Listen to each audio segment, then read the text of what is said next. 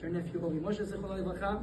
This shiur particularly is sponsored by Dr. Laser and Shana Friedman. They're not here tonight, but they, of course, are in the Simcha. The shiur is sponsored by the Neshama of Malka Bat Chaim Yeshua Zichrono Livracha, the mother of Shana Friedman. Okay, so we are now going to discuss Yom Kippur. I want to discuss with you a certain tefillah that we say a lot during Yom Kippur, and it's very, very perplexing as we're going to see. There is a fascinating story that happened a few years ago. It's actually not fascinating, it's a very sad story that happened a few years ago in Muncie. That there was a person, a shoichet, he had a shop, he was selling meat, and everyone knew that he's a God-fearing Jew, that you could rely on his meat. 100%, everything is kosher, lemehadrin min hamehadrin. And people used to buy there, they had a sign, kosher, mehadrin, wonderful, they buy it, and oy va'avoy. It turns out that this person, this butcher, although he was a big, seemingly tzaddik, he was learning and everything, he sold treif meat. The chickens were not kosher. And people, though not very Jews, they bought for him because they knew that he is mehadrin min mehadrin. So they went to the rabbis asking, do they have to do tshuva? And there is a tshuva of a Rosh Weiss, and his response in the Chasashur, and he has a whole mahalech, yes, no, his conclusion is, do they have to do tshuva? The answer is no. The answer is no, because we have a principle in halacha called onis rachmana patre. When I did something against my will, so HaKadosh Baruch Hu doesn't have any complaints. Onis rachmana patre. You did what you were supposed to do. You went, you checked, the hechsher, the rabbi's wonderful, you had a proper hechsher, everything was great. It wasn't your fault. What can you possibly do? Onis rachmana patre, and that's why these people, says Rosh Weiss, Shlita, do not have to do tshuva. Wonderful. This raises a huge question. One of the things that we do repeatedly during Yom Kippur is the vidui. We say, Al Chet Shechatanu, sorry for doing this, sorry for doing that, and it goes in alphabetical order. What is the first Al Chet Shechatanu? Al Chet Shechatanu lefanecha be'ones u'veratzon. What's going on here?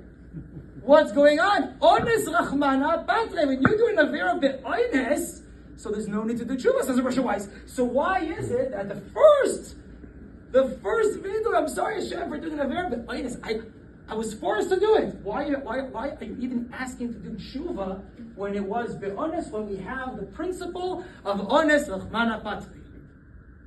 Question is clear? Mm-hmm. Wonderful. So now I want to provide 3 answers to this question. Each of them, I have a story to illustrate the idea. So answer number 1 begins with the story of me and my wife and my in-laws being invited to a wedding in the famous Avenue Hall in Israel. Those who know, Avenue is a very nice, prestigious, and exclusive wedding hall in Israel, so I was very excited. It's a fancy wedding, I'll have a good dinner. I asked my mother-in-law, Shetiyeh B'riah, I asked her, can we eat there? Because I'm not fit to have mehadrin. I mean, everything is great, kosher is kosher. I want to have mehadrin. Can I eat there? She said, no worries. I spoke with the Baal Simcha. You could eat there. Great. I'm there at the wedding, and the waiter comes to me with the chicken and the steak. Of ubasar. What do you take? The steak, right? Take the steak. So I take a steak, and they put me this piece of meat, and I'm telling you, it looks juicy. And I cut it, and it's tender.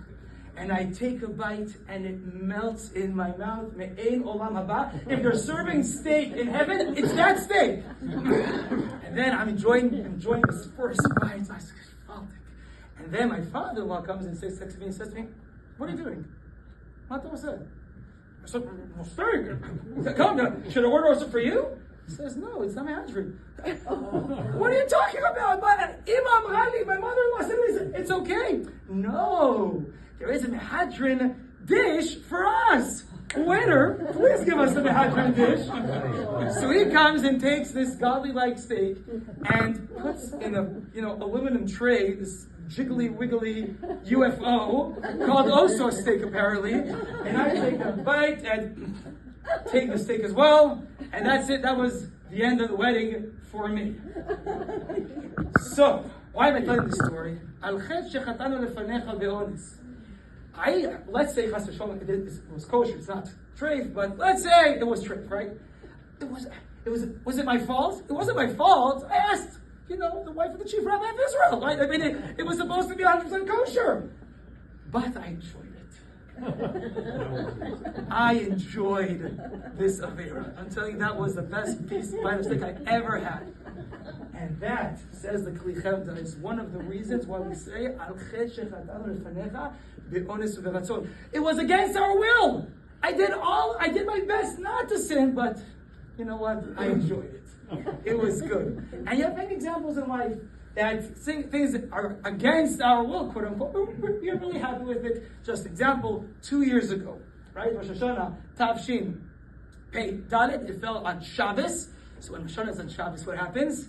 First day, no Rosh Hashanah, no Avinu Malkeinu. Oynes, it's not our fault, but how happy were we when davening ended at 12:30 and not at 1. Oh, wonderful, but you missed. And we're happy for missing it. That's something that we have to correct. Many times in life, we do averot against our will, but we enjoy it. And that's something that requires tshuva. That's answer number 1 of the Kli Chevda. Another answer, which I saw in the name, actually, right, I saw it in our tshuva, Rav Soloveitchik. He's actually addressing a different question, but his answer there is basically the same thing. And says Rav Soloveitchik another answer, which basically the same idea, and it's also with a story. And this story is actually kind of sad. It's not as amusing as the previous story, but Rav Soloveitchik says the following story. As we all know, Rav Soloveitchik was a Rosh Yeshiva in YU, but he also was a pulpit rabbi in Boston, New York. I think he had a kesher in a shul. And a person in his community once came and he sponsored Kiddush, and he's all going happy. Oh, yeah, it's Kiddush. He said, why are you so happy? What happened? My talented daughter got the best SAT scores, and she's a top student, and she's playing the clarinet, and she's a cheerleader, Baruch Hashem. She made it to, as he writes in Hebrew, Michlala Meyucheset. So I guess it's an Ivy League school, something very, very impressive. He's not mentioning the name of the school, it's clearly not Stern College. Some kind of higher school. And he's going around, and it's a great place to earn, but it's not there. And he's like, oh, no, in Hebrew it's called a shvitzer, not sweating. The person who's mitlahed, showing off. So I told him, you know that you're playing with fire. You're playing with fire because, you know, like she's young and she's naive and she's just finished high school. You don't know what's going to happen. If you're playing with fire, it might end very bad. And what happened was that indeed 2 years later, this person is coming to our Soloveitchik, and he's crying and he's sad. And he says, I'm coming now to the Rav, and I'm very sad to inform the Rav, but there's a wedding this week of my daughter. And she's not marrying anyone religious, not even the person who's Jewish.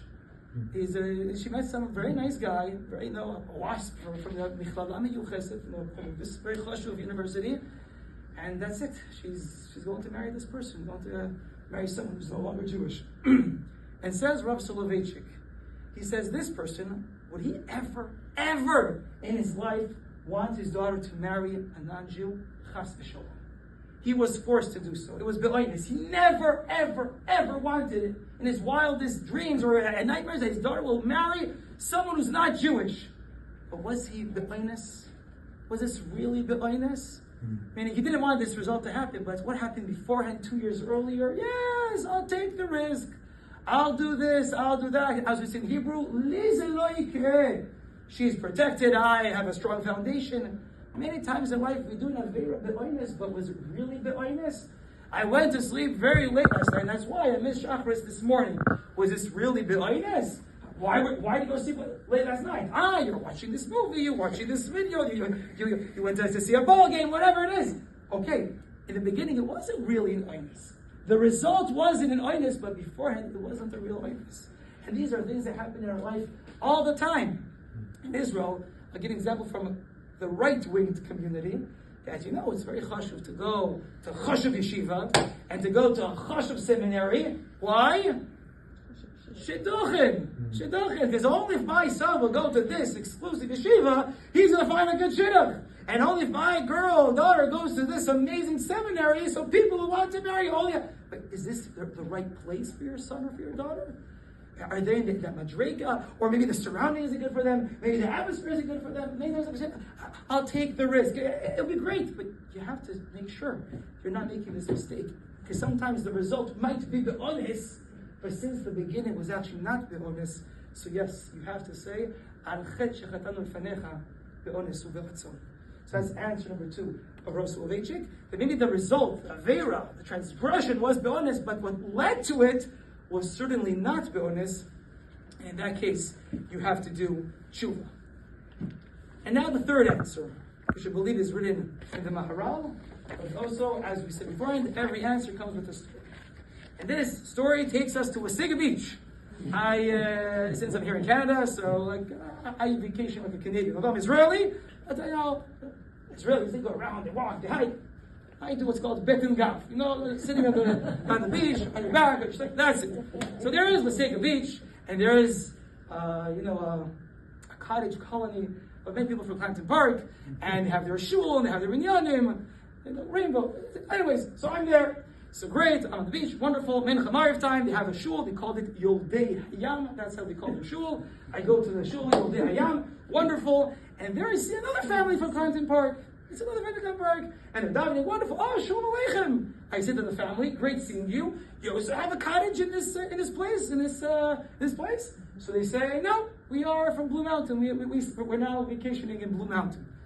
I asked, is Blue Mountain nearby? So they said, no, it's a 40-minute drive.